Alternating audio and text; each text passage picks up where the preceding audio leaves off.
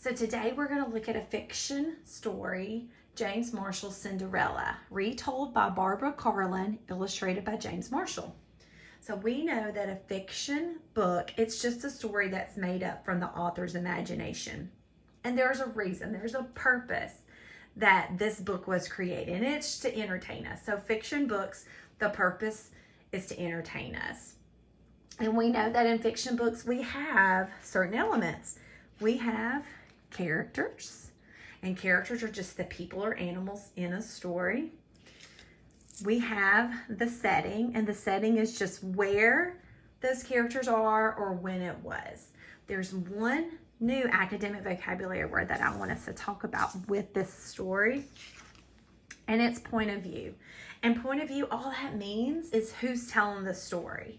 So this book is either going to be in first person point of view, that means it's being told by a character in this story, or it's going to be third person point of view. It's going to be told by a narrator, someone not in the story, it's just an outside person.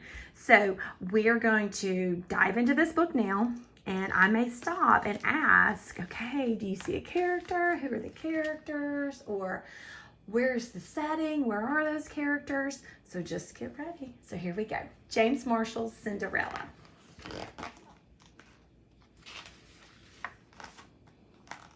Once there was a widower with a kind and beautiful daughter. Life was sweet in their simple cottage until the widower decided to remarry.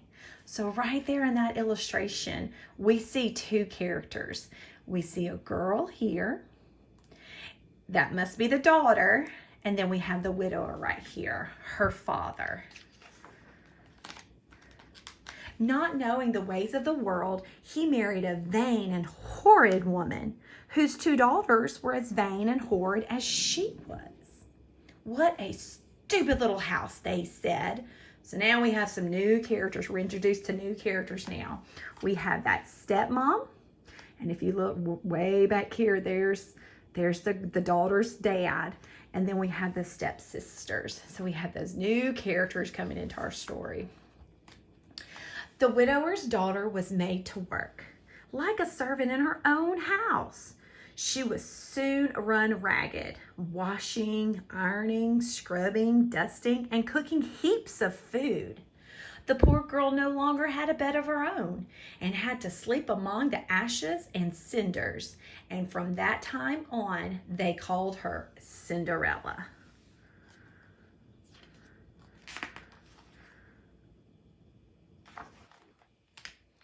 Now it happened that the king of the land had a handsome son. The king's greatest desire was to see his son married. He decided to give a ball and invite all the fair maidens of the realm. So we're introduced to new characters now. We have the king, and then we have his son, the prince. When the king's messenger delivered the royal invitation, the dreadful stepsisters were overjoyed. Each was convinced that she would win the prince's favor. On the day of the ball, Cinderella was exhausted from trying to make her stepsisters look beautiful. "Wouldn't you like to go to the ball?" they said, teasing her cruelly. "Oh, yes," said Cinderella. "Don't be ridiculous," cried the stepsisters. "What would a wretched mouse like you do at a fancy ball?" And they shrieked with laughter. So we can tell the setting, they must be in some room in the house, and they're getting ready for that fancy little ball. And there's our three characters, Cinderella and her evil stepsisters. Thinking themselves beautiful beyond words, the stepsisters left for the ball. "Don't be a lazy bones while we're away," they said to Cinderella, "and think about all the fun we'll be having." After her stepsisters had gone, Cinderella went about her chores. As she worked, she wept bitterly. "You look so miserable, child," said a kind voice. Okay, so we have a new character about to come into our story, but I want you to look carefully at this illustration because we can tell the setting where they are. There's the house. We can tell when it is.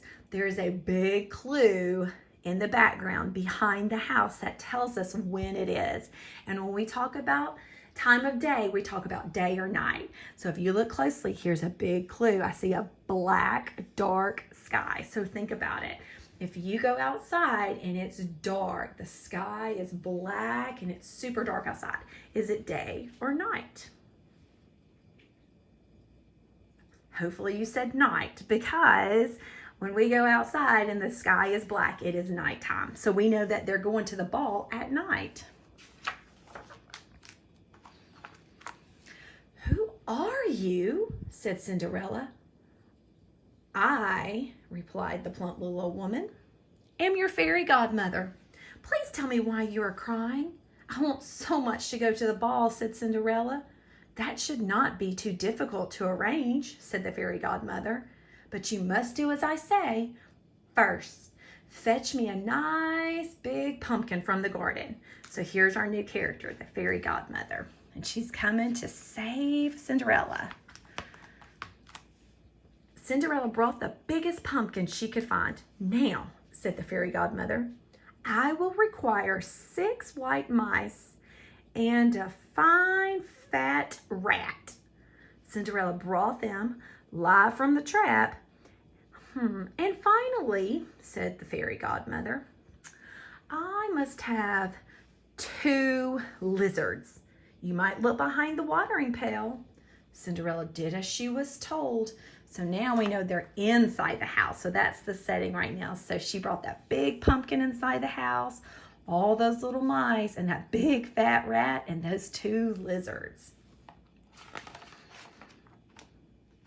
With a touch of her wand, the fairy godmother changed the pumpkin into a magnificent golden coach,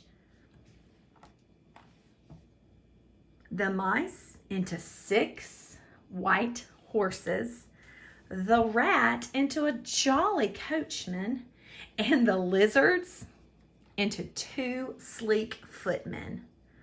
"Lovely," the fairy godmother exclaimed. "Off you go." Am I to go in rags?" said Cinderella. "Silly me," said the fairy godmother. And she transformed Cinderella's filthy rags into an elegant gown, and on her feet placed a pair of sparkling glass slippers. "Now you are ready," said the fairy godmother. "But remember this, you must return home before the stroke of midnight, for then all your finery will change back to what it was." Cinderella promised to obey, and then she was off to the ball.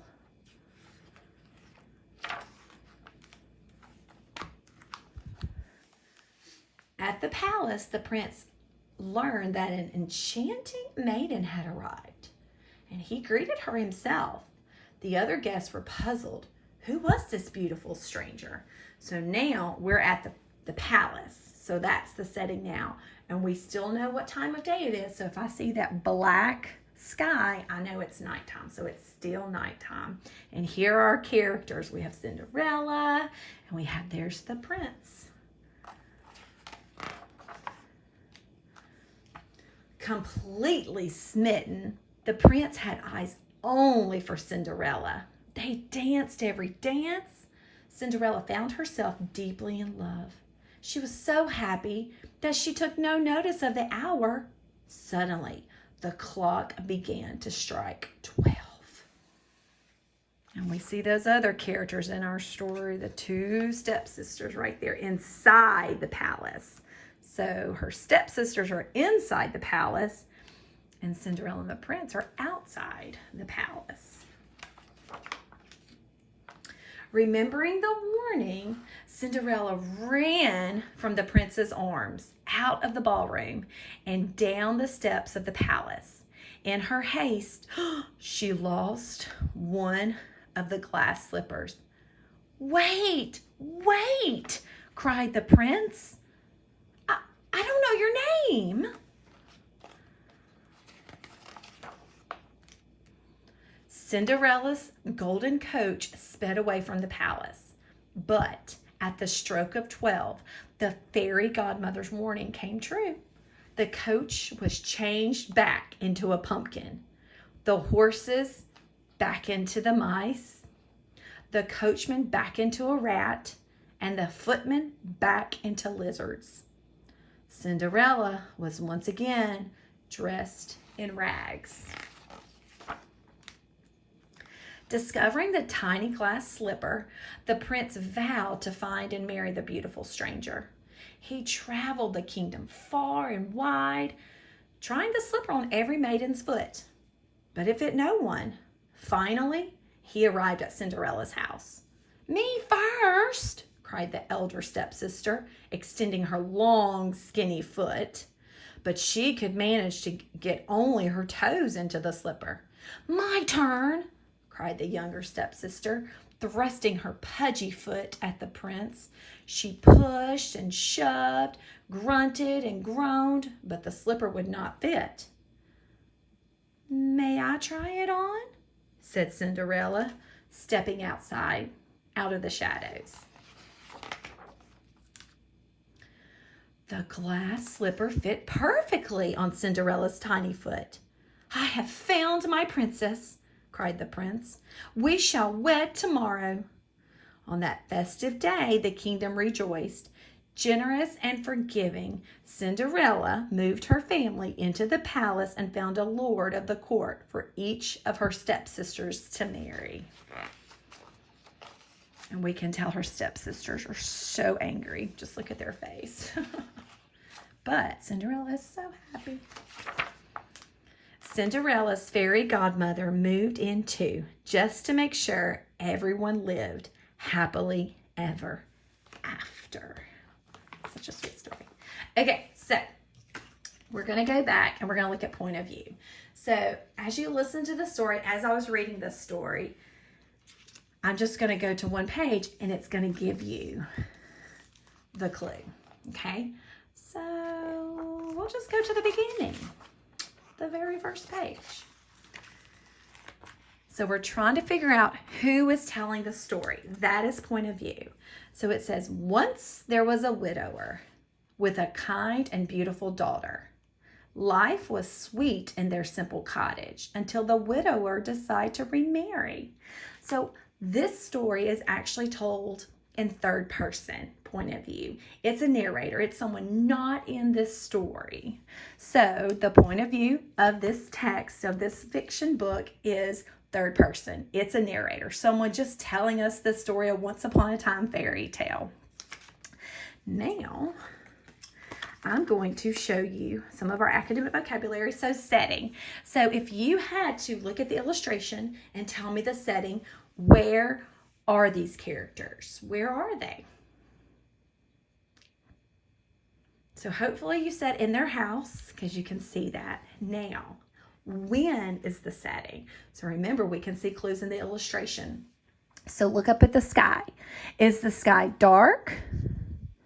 Because if it's not dark black, we know it's not nighttime. So it has to be day. So it's daytime. So that's the setting. They're in the house during the day. Okay. We're going to look at setting on this page. So now let's look closely and you can see that the two stepsisters and the stepmom are coming inside the house, but we see poor little dad out here. He's still where? Where is dad? So he's outside. And we know, oh, I like this good clue too. We know that the stepmom and stepsisters, when did they come to the house? Did they come day or night? So look back here, there's your clue. And I see a black sky. So the illustrator is telling me that these characters came to the house at night. It's pretty cool. We'll go to one more. Okay, so here's our academic vocabulary word setting. And remember, setting is where the characters are or when it is. So just tell someone that's near you, where are those characters? Where are they? Okay, you could have said at the palace. You could have even said outside.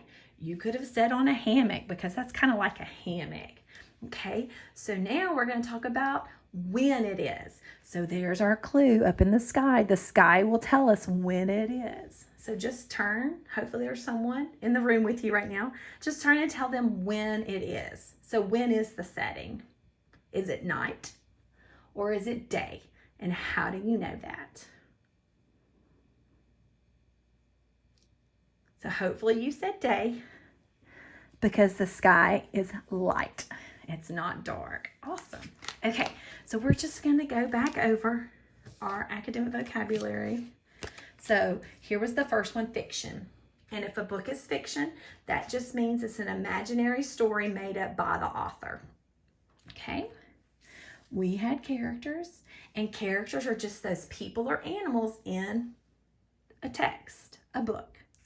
And then we had setting, and setting is where those characters are or when it was.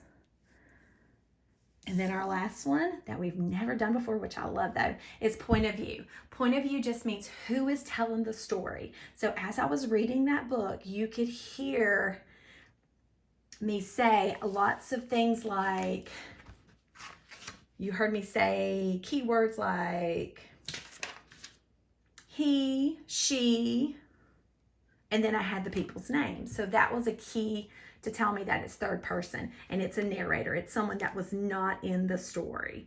So I hope you guys have a fantastic day and I will talk with you later.